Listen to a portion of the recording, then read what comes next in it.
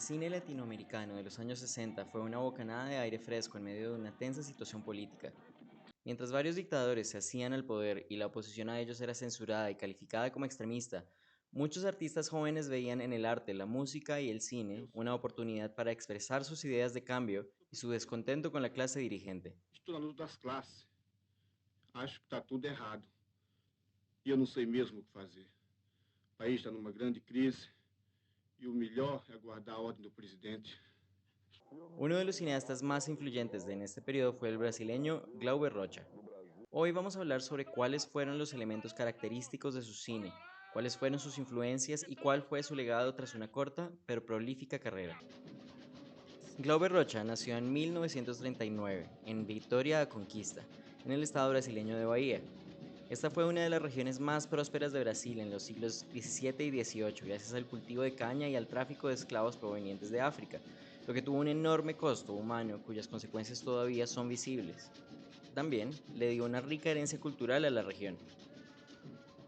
Por un lado, las impactantes obras de arte y arquitectura del barroco, y por otra parte, el flujo de la cultura africana, que trajo consigo múltiples manifestaciones culturales, artísticas y religiosas, entre otras. Este choque de fuerzas culturales, sociales y políticas sería en el corazón de la obra de Rocha. A partir de los 20 años, con su cortometraje Patio en 1959, Rocha comienza a preguntarse cuál era el rol del artista y del arte en un país con unas desigualdades tan profundas y tan arraigadas. La respuesta a estas interrogantes las desarrolló a lo largo de su carrera con un cine que al mismo tiempo se alimentaba de elementos de la tradición narrativa de Occidente, pero que luego utilizaba para promover un lenguaje audiovisual completamente nuevo, en lo que vendría a denominarse cinema novo. La obra de Rocha durante los años 60 parte de reconocer que en América Latina seguimos esclavizados y que la supuesta independencia de nuestros territorios en realidad solo ha dado paso a nuevas formas más sutiles de colonialismo. También que el arte brasileño y latinoamericano se ha construido a partir de una mirada colonialista, en donde el hambre se muestra, pero no se critica, y sirve al interés europeo, que ve en las manifestaciones de pobreza y miseria con nostalgia, pero no con interés de solucionarla. Estas ideas están planteadas en su Manifiesto de la Estética del Hambre de 1965 y están reflejadas en sus largometrajes Dios y el Diablo en la Tierra del Sol, Tierra en Trance y Antonio das Mortes. En ellas, partidos políticos, iglesia y movimientos revolucionarios luchan por el poder e instrumentalizan los intereses del pueblo, pero no hay un interés real en darle lo que necesita. Así, Rocha propone una nueva manifestación cultural, producto del hambre, la violencia, entendiendo violencia no como un acto primitivo, sino revolucionario, no como un instrumento de odio, sino de amor, un amor que no es complaciente con las fuerzas establecidas, sino que busca la acción y la transformación. Esa violencia va más allá de la violencia física, representa una ruptura formal respecto a lo que Rocha llamaba la tiranía de la técnica. En ese sentido, hay una clara inspiración en las búsquedas de la nueva ola francesa que comenzó unos años antes, pero se diferencian en que mientras Godard usaba las narrativas fragmentadas y discontinuas para retratar un nuevo estado mental entre los jóvenes de la ciudad, Rocha no buscaba retratar la realidad, sino mostrar un paisaje onírico y místico en el que sus personajes eran al mismo tiempo humanos, santos y demonios. Que eu não possa, eu vou dar resolução. No inferno não ficou, no céu também não chegou. Por certo tá no sertão. Otra gran influencia en Rocha fue la teoría del montaje intelectual del ruso Sergei Eisenstein, según la cual el cineasta puede yuxtaponer imagen y sonido aún de la manera más arbitraria para transmitir una idea superior a la suma de las imágenes individuales, generando un impacto psicológico y emocional en el espectador.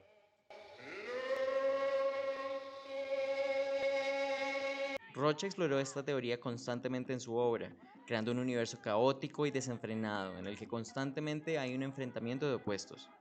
Por ejemplo, lo sagrado y lo profano está presente en personajes como Santa Bárbara y San Lázaro, quienes participan activamente en la lucha por el poder, representando el sincretismo entre la evangelización cristiana y la tradición africana. El dinero y la revolución, con personajes que dicen representar los intereses del pueblo, pero terminan vendiéndose a los grandes capitales. La cordura y la locura entre la cual se debaten los personajes que son al mismo tiempo victimarios y víctimas en medio de un sistema opresor. Bati num pobre camponês porque ele me ameaçou. Podia ter metido a enxada na minha cabeça, mas ele era tão covarde, tão servil. A sangria no corpo do nosso irmão e não assumimos nossa violência, não assumimos as nossas ideias. Estos conceptos aparentemente opuestos se encuentran a través del montaje de Rocha, la oportunidad de unirse bajo un solo objetivo: despertar al pueblo latinoamericano de su letargo y abrir los ojos del colonizador con la fuerza imparable de nuestra cultura. Morreram sem nego velho que não trabalhava mais. Sus tres largometrajes en los 60 contaron con un enorme reconocimiento en el exterior, incluyendo en el Festival de Cannes. En Brasil, inspiró un movimiento llamado tropicalismo que se extendió a las artes plásticas, el teatro y la música, y que buscaba alimentarse de formas de expresión extranjeras y al integrarlas a la cultura local, crear un lenguaje completamente nuevo y brasileño que pudiera llegar a las masas.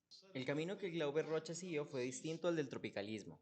Mientras este movimiento buscaba llegar al mainstream, la obra de Rocha evolucionó hacia un camino más personal y contestatario. Los ideales de esta nueva etapa quedaron consignados en su manifiesto de 1971, La estética del sueño. Real é eterno.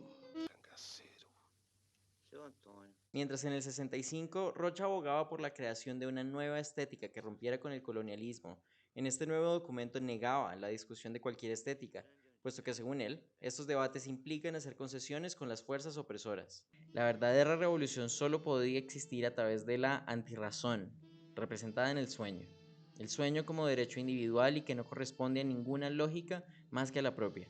Bajo esos paradigmas vinieron largometrajes como León de 7 cabezas, Cáncer y su última película, La Edad de la Tierra. En ella se mantienen los elementos alegóricos de sus películas anteriores, pero se observa una ruptura más grande respecto a los preceptos del realismo. El guión narrativo desaparece, dando paso a la improvisación entre los actores, la repetición de planos y un montaje frenético que más que contar una historia busca generar una reacción visceral de parte del espectador.